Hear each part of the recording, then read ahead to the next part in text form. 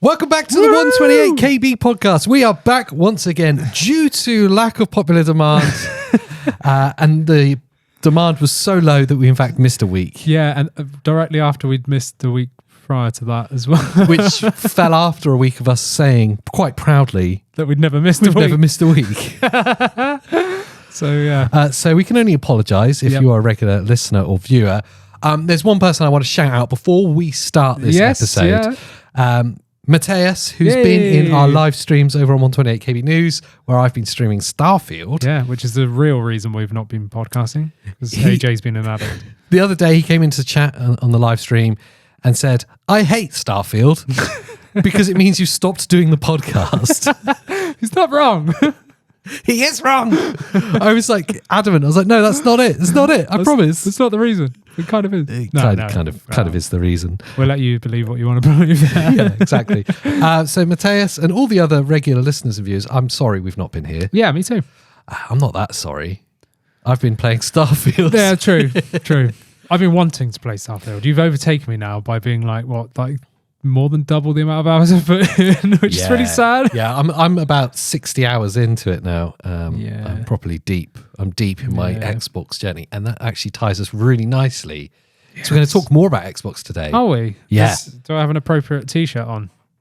It's actually a really good t-shirt. I really like it. Yeah, I like that. In time for Halloween.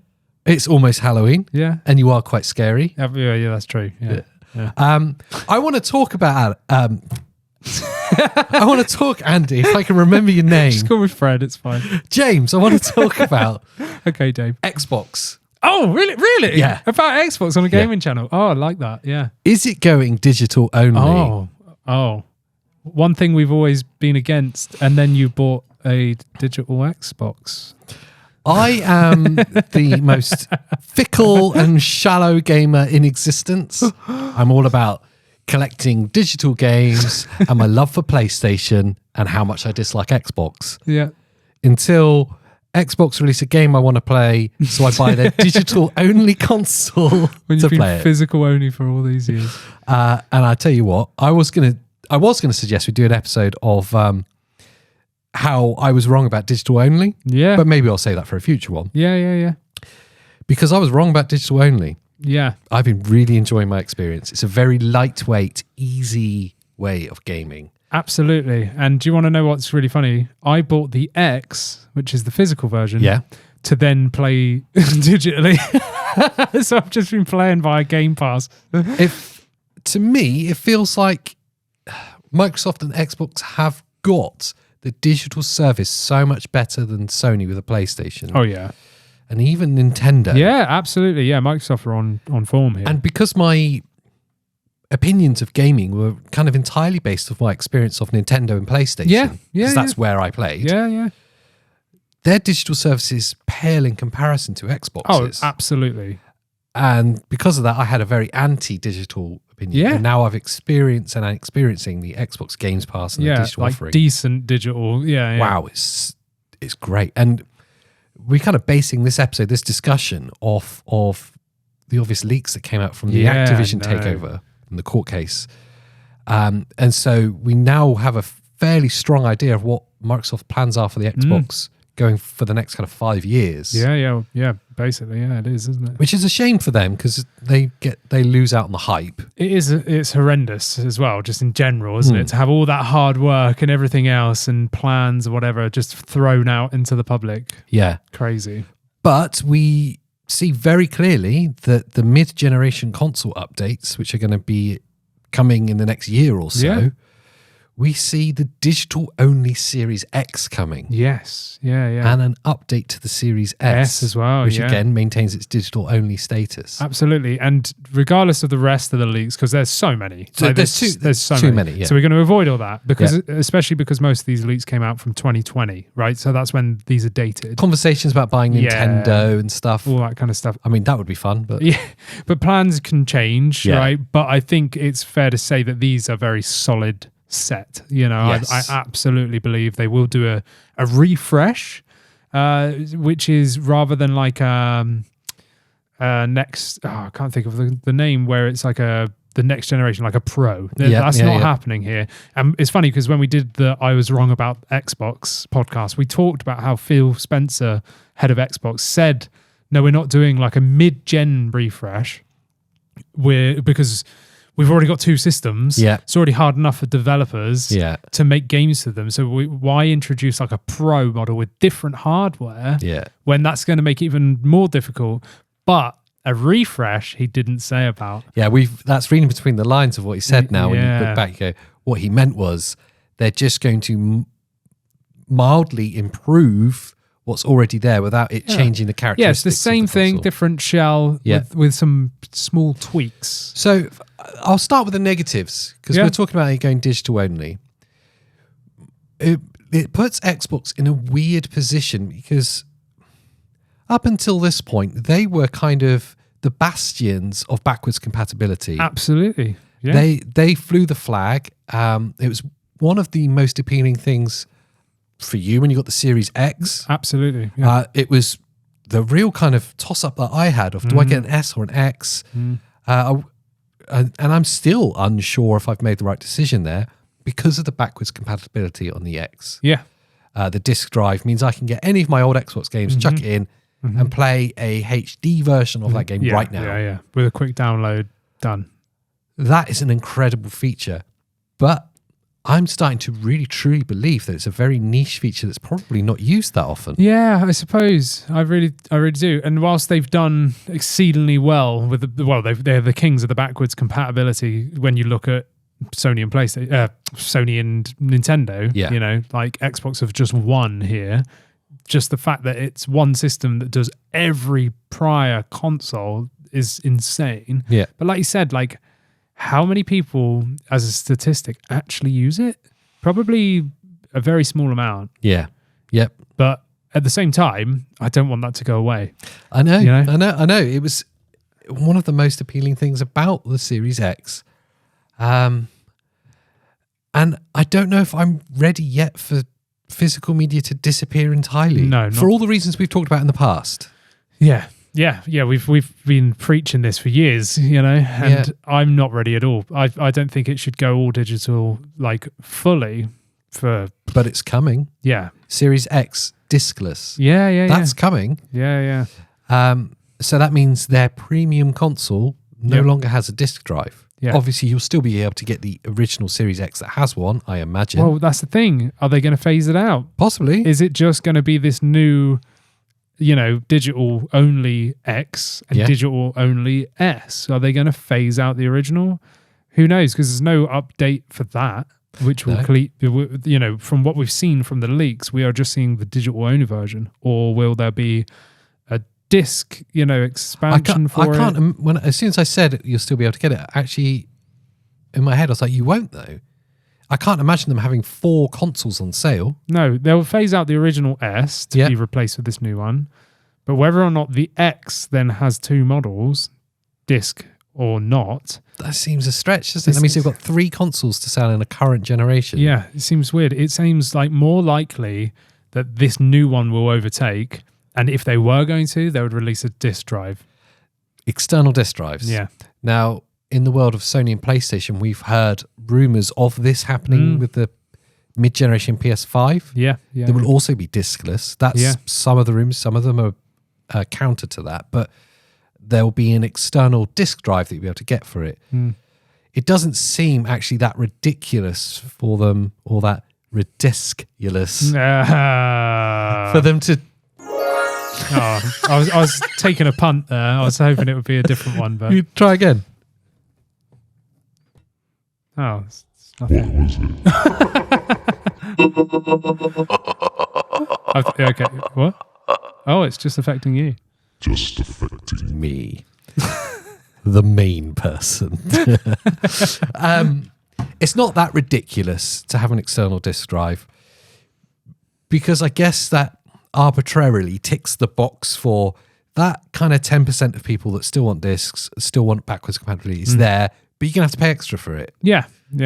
And to be honest, like, going forward, I'm like more, as time goes on, I'm becoming more okay with digital, as I believe you are as well. Yeah.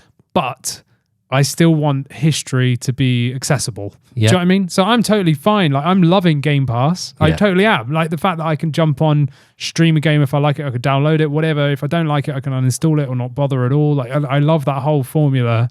Great. Doesn't bother me at all. Like, not really having the discs, because being a PC gamer, like, I'm such a contradiction, because it's been gone for ages. It's been gone for years. Yeah. You know? So whilst I love digital physical media, I also am fine with it being digital, but I want to be able to play the classics, like the history, my backlog. You know, it's difficult. Look, the thing I'll definitely say from spending the past few weeks digital only, and I kind of touched on it right at the start, it is a very liberating way of playing, and I'll liken it to when you play games on a PC, it's a real, like, labor intensive, I'm going to game, and it's like I have to go to a specific place. I have to strap myself in almost. Yes, do you know what I mean? Absolutely. It's almost a bit like VR. Like, I've got to really dedicate myself to this. And then there's going to be a whole host of the drivers or the settings, the blah, blah, blah. Potentially. Tune it just right for this particular game that I'm playing. It's an experience. It's a very involved thing. You go to a console, and it's the opposite of that. It's very much a more casual experience. Streamlined version, I know any game that's released on this platform it's going to work perfectly. That's a whole different story. But it will work, and I can just sit down on my TV and play it. Handheld gaming, again, is a bit more removed from that. It's a bit more easy.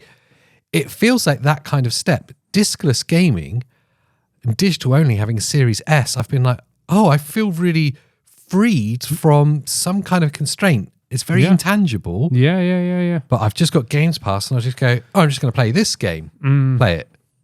Oh, that's great. That's rubbish. I don't want to play that game anymore. Delete or stream. And then to be able to get a AAA title as large as Starfield and as Game of the Year potential as Starfield is, digital only. Day one.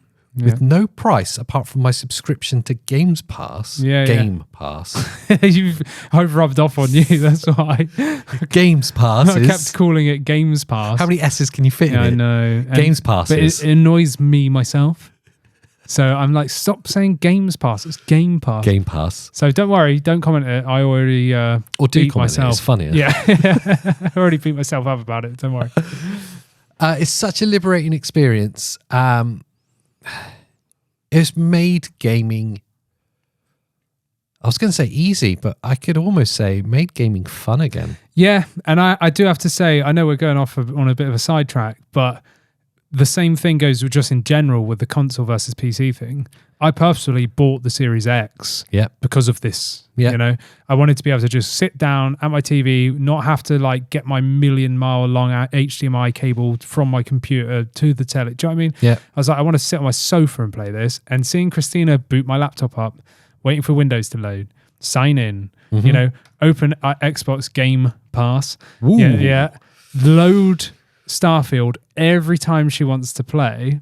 And the full loading. The full load, and then select the save file or continue or whatever. I literally press the Xbox button, and in 3 seconds, I'm in the game in my save. Quick resume. I'm in the, and she's like, how is that even? And the funny thing is the drive in my laptop is faster read and write than the Xbox Series S, X, you know, but I'm still in the game in 3 seconds playing. Quick resume. Can we just give a big shout out to Xbox Quick Resume? Blowing. That is I'm going to say one of the greatest features I've ever come across. Yeah, that is the next gen feature. Yeah. Like it really is. It shocks. The first few times, I remember you saying about it and it didn't really sink in. And then the first few times it happened, it really spun me out because I'm like, oh, how am I in the save menu? What's this? The load menu. It was like, the option is quick save, load. I'm like, I'm in the pause screen. Where you paused last time. How's that happened? And I've gone to, the first time I went to load and loaded it up again. And I was like, no, you just back out and you're there. Yeah, I was like, oh, hang on a minute. And then it twigged what was happening and it says on top white, quick resume. Yeah. Like, oh, so I just come back out, press system or whatever the button is. And then I'm, it's epic. epic. It's mind-blowingly fast as well. It's insanely fast. So even on the S, it's quick. I will say, my Xbox experience, this is going off on a tangent a little bit, but hey, it's a podcast. Who cares? I hate the buttons. I love the controller. But you're a Sony fanboy. Yeah, no, I'm not a Sony fanboy. I'm a Sony veteran. So when it says press X, I'm pressing A every time. But if there's no like press a particular button, if it's just the actions, because the actions are the same no matter what controller or system you're using. They're always in the same places. Sony, Xbox, even Nintendo for most games. If the Japanese ones, the action buttons usually a circle or B is. Yeah, A's to the right, not to the bottom. But quite often the westernized games, the action button might be the bottom one. It definitely is on PlayStation. On Nintendo, A's on the right and cancel B is on the bottom. All right. So, but anyway, for some reason I adapt to it on the Nintendo then. I guess because it's not saying what the letter is. Yes. Yeah. On Starfield, every interactive action, it tells you the letter to press. Yes. Every time you do the wrong one. Do the wrong one. And it's more often than not like undock or board. Yes. And board is X. Yeah. Yeah. So rather than boarding, I'm undocking. Yeah. I'm like, no, not again. I've actually had it the other way round. Okay. Which is weird. So I'm so ingrained in the Nintendo layout that I'm... Press A, B. Yeah. So at first, and this actually started when I got the Steam Deck, because that's when I started playing PC stuff again. And then I was like, I really have to get my head around this, even though the Steam Deck, you can remap the buttons to the Nintendo layout. I was like, no, I'll just keep it as the Xbox layout. Yeah, it's fine. I'm a grown up. So I've got a brain. Yeah, I relearned that, was fine. But then I obviously went back and played more Nintendo stuff. Then when Starfield came out, I really hardcored Starfield for the first few days or whatever. Then went back to start playing F-Zero 99 and all that on the Nintendo. And I'm like, I can't open the game because I'm pressing B as A. Do you know what I mean? So I'm so I've now got the Xbox layout so ingrained in my head, I'm naturally doing that. Oh, funny. When the Nintendo is the... like I say, I'm totally fine unless it tells me which button to press. Yeah. And then my brain's like, oh, X is A. Yeah. Ooh. But that's besides the point. That is not digital only. So you're all getting extras because we missed last week. Like I said at the start, Mateus came in chat on the live stream, was like, I hate that Starfield's happened because the podcast stopped. And I was like, I'm sorry, that's not the case. We've just been busy and we haven't been able to get together. And then he said 2 hours special to make up for it. So I feel like we could get that way, to be honest. Beyond Xbox putting themselves in a weird position of removing one of their key features. Yeah. What are the overt negatives of this in your mind? It's mainly the lack of the disk drive. Just the fact that you're now completely eradicating history. Do you know what I mean? Because you're getting rid of collections, aren't you? But you're going down the same route that we've discussed with the PlayStation thing. Even if Nintendo do it, there's then no actual accessible means of playing these games that are not available anywhere else. And then your only way is illegal means. Do you know what I mean? You'll have to illegally download ROMs and emulate, which again is so niche. The vast majority of people are not going to then be able to play. Mm-hmm. And that's going to spur potential developers, the next generation of developers that are kids right now playing games. By the time they get to start making games and they can't access all these old historical pieces or whatever, they might not be influenced in a way to make the games better. Do you know what I mean? You've got to know where you've come from to know where you're going. Want to be inspired and see the next quirky, weird indie breakthrough title. And if all these get lost into space because, there's no easy way of playing them, then that's a major loss. Other than that, though, I've thought about this a lot since we did the podcast episode where the Video Game History Foundation had done their study and found, I think it was 89% of games before 2010. It was insanely high. Are no longer available to play. Yeah, they're lost to time. Lost to time. That's a huge number. But I've thought about it a lot since then. And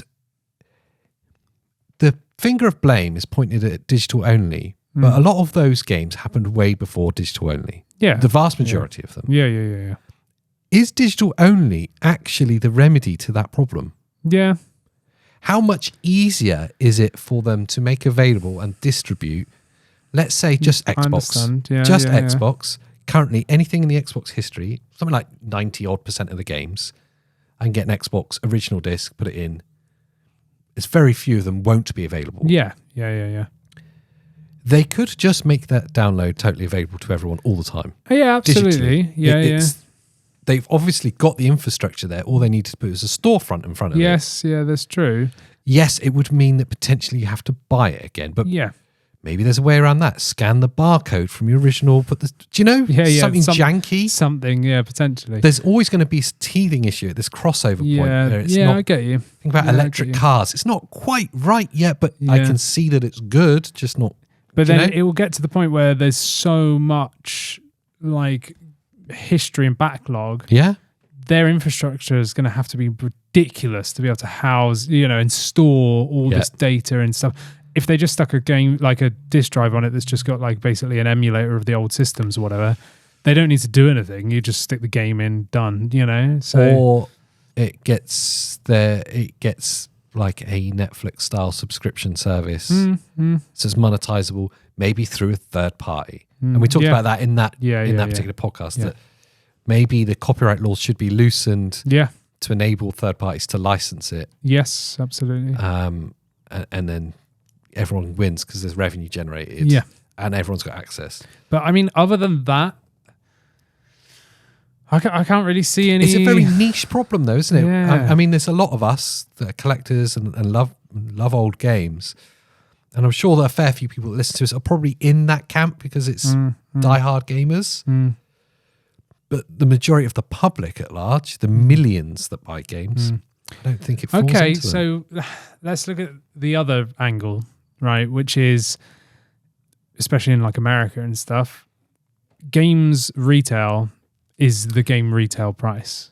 Yeah. So if it's $70, it's $70. They don't really change that. But here in the UK specifically, and I imagine the rest of Europe, I mean, take example. I know this isn't Xbox, but let's just talk about games in general.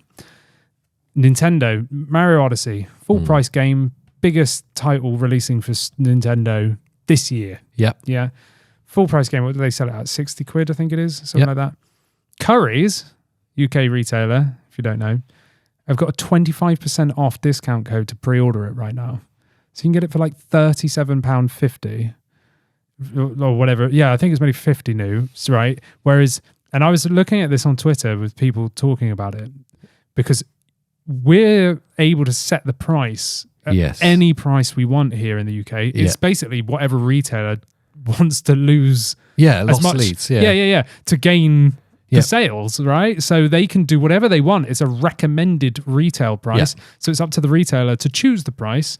But what I kept seeing time and time and again on Twitter was people saying this doesn't happen in America. The price is the price, and that is it. And if we take away a physical form, you no longer have a choice. Well, and then you're forced to buy from them, and that's basically what Sony got slapped around the face. A lot of trouble for that, and they're still a closed shop. Whereas you see in the wider ecosystem of like Steam, and like download keys. Yeah. Different storefronts can have keys for sale, for PC. I would argue that is the solution to that problem, is to allow retailers to sell download codes, keys, vouchers, however you want to package it up. And you're not buying a physical product. No. You're just buying the code, and that gets emailed to you or whatever, and then I go on the store, put in my code. So can you imagine, you remember the game shop that we went into at lunchtime? Yeah. Can you imagine going in there and it's just a load of scratch cards with games? I mean, it's 90% of the way there already. Because it basically is already, isn't it? It's basically overpriced gaming accessories, about 5 games on the shelf. Teddies. And lots of toys. Yeah. Lots of, if you want Roblox toys, Star Wars toys. Yeah, plushies. And then you turn around and it's a sports shop. Yeah. And then the guy thinks we're looking at a phone, wondering if it's a Nintendo Switch. Shout out to the game advisor in St. Austell's game, okay? Because we were in there earlier looking at the accessories behind the counter, and they have like the backbone mobile controllers for Xbox and PlayStation. And I was laughing. I was like, "Oh, it's like the new PlayStation Portable thing, but £100." Yeah, isn't that funny? And the guy looked at me and went, "That's not a Switch." we looked at each other like, "What? It didn't even say that." yeah, it's not a Switch. You're right. Yeah, no, it's definitely not a Nintendo He didn't Switch. say anything else, No. so I'm not sure if that's all he could say. Yeah, maybe. Like he's just programmed to go Switch, not Switch. yeah, maybe. They hired him in the height of Nintendo Switch kind of like mania when everyone wanted one. I reckon actually he used to work in a hardware store in the light switch department. And they hired him off of his CV saying knows switches well. It's Switch expert. Switch expert. And they went, that guy. We need him. And so now everything that anyone points to, no, not Switch. Not Switch. Yeah. Switch, not No. Switch. No. No. So yeah, that was interesting. But go back on topic. Like that's what it will end up with. If we go digital only, all the game shops are going to shut down. Well, we talked about the death of game retail before. we have, yeah. And again, I've reflected on our conversation since then.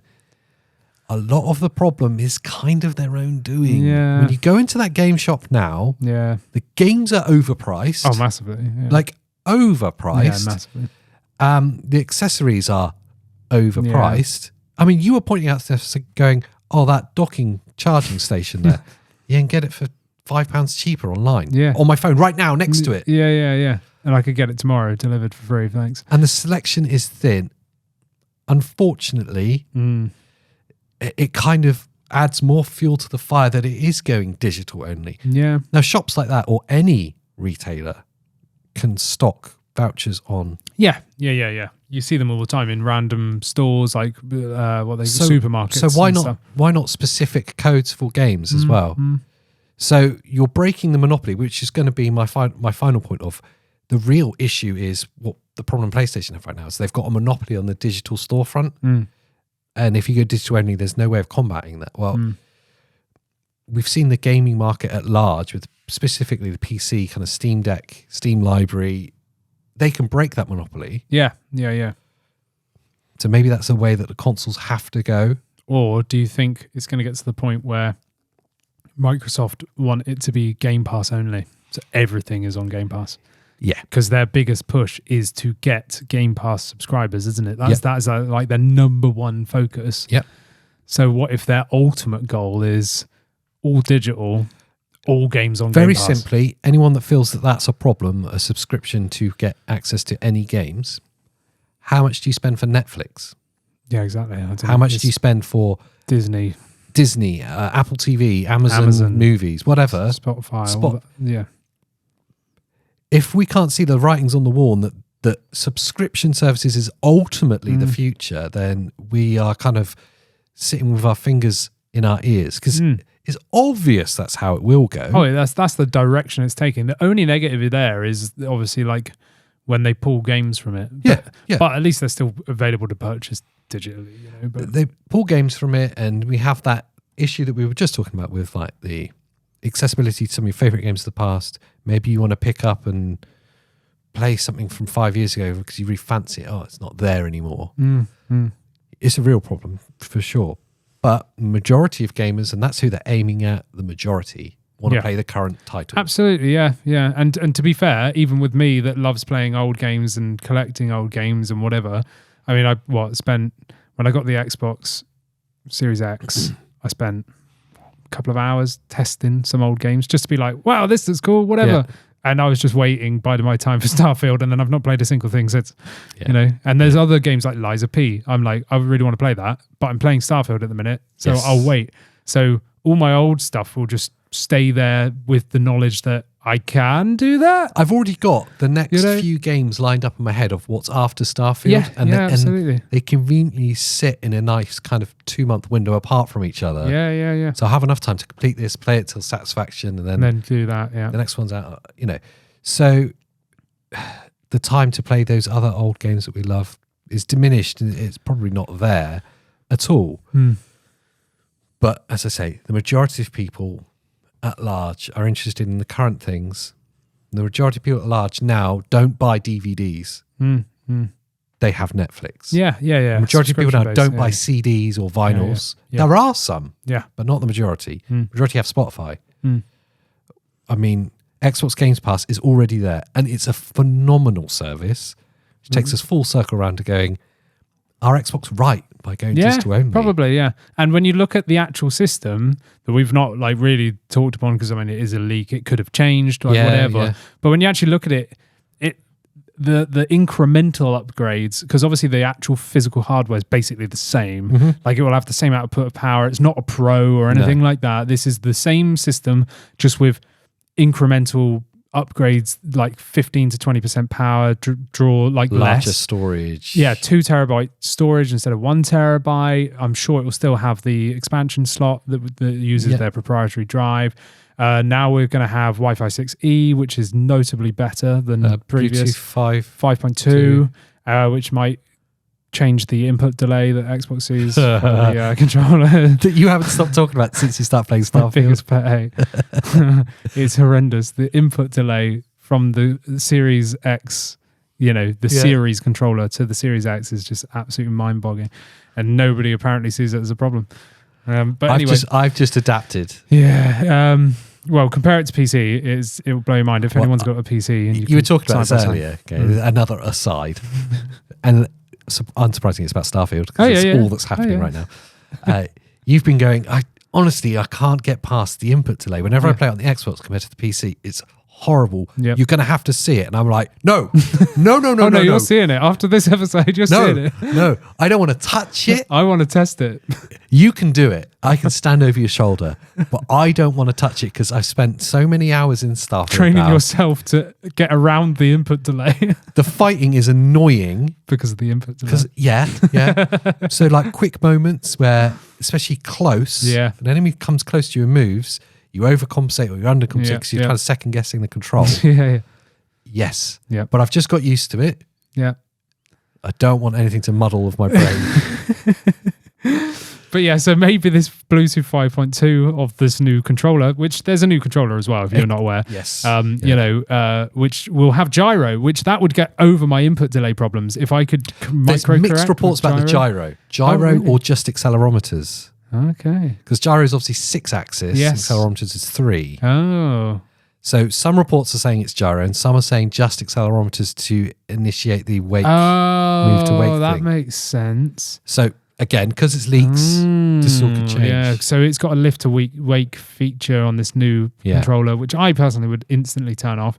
Because if I put my controller down, turn the Xbox off, and then I want to move it. Oh, I just want to move it over the table. Oh, my TV's turned back on. TV's now on. The Xbox is like, hey, I'm like, no. How did Starfield load up? Yeah. And then 5 hours later, I'm still sat there. Yeah, exactly. And all I wanted to do was tidy up. yeah, exactly. Yeah. But yeah, so that's there. It's going to have like haptic feedback, changeable batteries, internal rechargeable pack as well on this new controller. What's it called? Modular sticks. Quieter buttons or something. Don't find them loud myself anyway, but whatever. I don't think I've ever heard them. No, me either. But yeah, so there's some new stuff with this controller. So that will also be paired with this new Xbox. The other weird leak that was attached to the controller, I believe it's the same thing, was the Play Anywhere cloud streaming. Yes, I was going to get to that. Yeah, the Play Anywhere. So apparently it's got like cloud streaming built into the controller. Wasn't clear on how that's implemented. I don't understand. But do you know what it reminds me of? Yeah. Stadia. Yeah. You know the thing that came out and we were like, that's the worst thing ever. And then we're like, oh, how are Google going to save this? They're not, because it's rubbish. And then they ditched it. Yeah. And then all the people that played it came out to us and were butthurt. Yeah. When we very first started the podcast a couple of years ago. Yeah. And we had so many butthurt comments. People hated on us so hard. You're so wrong. It's the best thing ever. It's not going to die. It won't die. Google won't. It's Google. They're not going to abandon it. It's like Google abandons stuff all the time. Yes. Yeah. And guess what they did? Yeah, they abandoned it. They abandoned it. Yeah. Only because we had made that podcast about it. I think it was. Yeah. So, yeah, I'm guessing you can just buy the controller and then just plug in your telly. But you could do that anyway. Like, do you know what I mean? Like, right now, you could just buy an Xbox controller, and providing you've got a Game Pass subscription, you can just download Game Pass on your phone, on your tablet, on your PC, like whatever. So I'm guessing it will have a dongle or something that will then just autoplay it on your telly. Or I don't know. It's either a dongle that means that it connects to some kind of website to play. Yeah.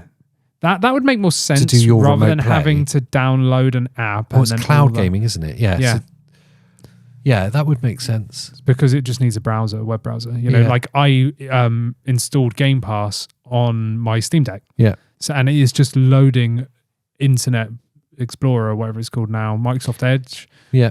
It was a pain in the ass on the Steam I'm Deck. still not sure of I like the quirkiness of that idea. I can just game anywhere just with my controller. That sounds really cool. Yeah. But I'm still not sure of how practical or how like usable that is. Like who's taking their controller? Well, I'm just going to go to my friend's house for dinner. Yeah. And I'm just going to just start playing. Yeah. Excuse me. I need to get my hour of Starfield in. Yeah. Got to do my dailies. Yeah. Yeah. I don't know. It's a weird, like I understand the remote play. I can play on my phone. Yeah. Or whatever. Yeah. But you can do handheld that. game experience because then I can be on the train. Yeah. blah, Yeah. blah, Yeah. blah. Yeah. That's quite cool. Yeah. I can do that now though. But just have, yeah, exactly. That's already a thing.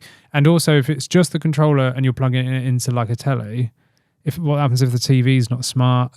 That's what I mean. So it must have a dongle. It must have a dongle, and then it's no different than if you're in a hotel and the Wi-Fi sucks. Well, then you're not going to play it anyway because it's just streaming. But regardless, that's a feature apparently. Play anywhere, and it plays totally into the theme of this discussion, which is they are moving digital only. Yeah. But I think it's convenient. I mean, I must admit, I bashed streaming for years, like game streaming. Yes. Because I hate it and our internet sucks at our house currently. So I was like, well, it's just not like if there can be a native port of something, mainly on the Switch, because devs are lazy and like, we're not going to port it to the Switch. We'll just give you a cloud version. I'm like, yeah, but then the Switch is no longer portable because you are locked into Wi-Fi, you know, so that sucks. But then when I installed Game Pass on my Steam Deck and I loaded it up, and even on horrendous Wi-Fi, it was buttery smooth and it had less input delay from the controls than the Xbox Series controller on the X. I was like, how is this possible? So I actually think that cloud streaming games is totally viable. So what you're saying is cloud streaming is more reliable than Xbox's Bluetooth support. Yeah, it's definitely the Bluetooth problem like in Starfield alone. Just get a USB cable. Problem solved. Yeah, but I've got a puppy and he will chew it. Get rid of the puppy. Swap it for a USB cable. Strap him in. Or have a really elaborate one that goes over the ceiling. That's more likely what I would do. I'd sellotape it to the ceiling. But out through the sofa. But yeah, I mean, all of those things are good. The other thing is the new system will have a USB-C on the front. Yeah. Instead of a USB-A. Yeah. Cool. I mean, yes, cool, but not cool. Yeah. Hear me out. I know eventually everything's USB-C to USB-C. Yeah. But yeah, not yet. The world is filled with USB-A to USB-C currently.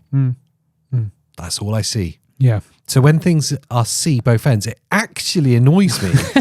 So I'm like, oh, I haven't got that cable. I haven't got an adapter. Now I'm going to have to get an A to C adapter. And that's ridiculous. It would have to come in with the box, wouldn't it? Yeah. They would have to give you a splitter. I mean, I've got splitters, so it's not much of a problem for me, but I get it. Most people have USB-A cables. So yeah, it would be frustrating, but I can't wait for the world when everything's just C and nothing else. So when it's universal on everything. Do you know what I'm looking forward to the most about that world? Yeah, go on. It's not putting in the USB the wrong way around. Exactly. Yeah. What a beautiful world that will be. Yeah, exactly. Yeah. Because no matter what way you do it, the A is always the wrong way around. Mm-hmm. I'm so trained in it. I can just do it like this now. But even Christina the other day was plugging in a USB to the TV for some reason 4 times, and she was like, "Why is it not going in?" I was like, "You've tried it like about 4 times." Yeah.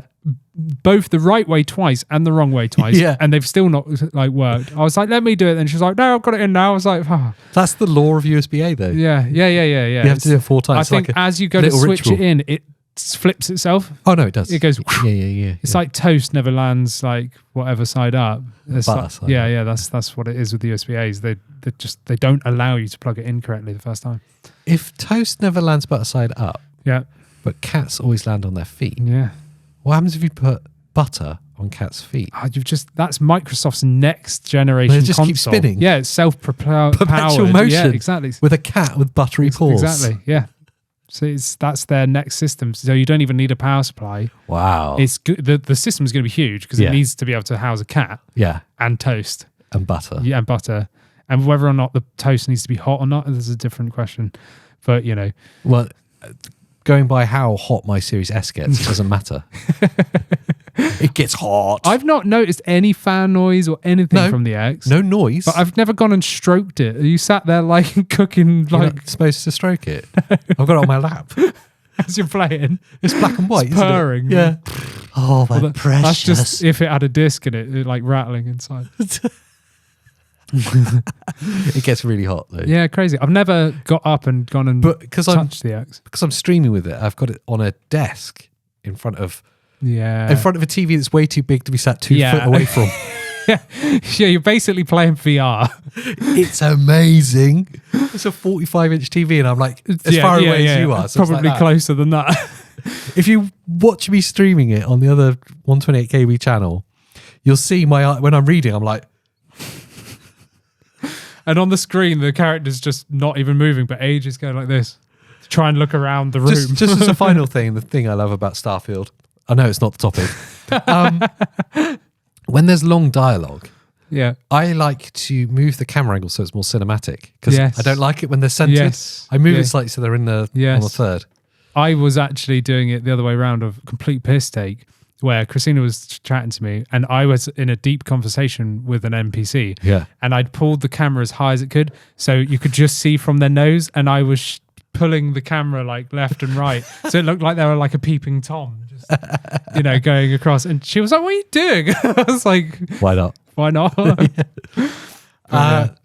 Well, I guess that about wraps Yeah, up. pretty much. What do you there's guys- not much else to say. What do you guys think about the potential of Xbox going digital only? In fact, all of the providers going digital only. 'Cause it feels like that's inevitable. Yeah, I mean, just the last thing, I don't think the Switch 2 will be so that's not going to be here for this generation because I fully expect Switch 2 next year.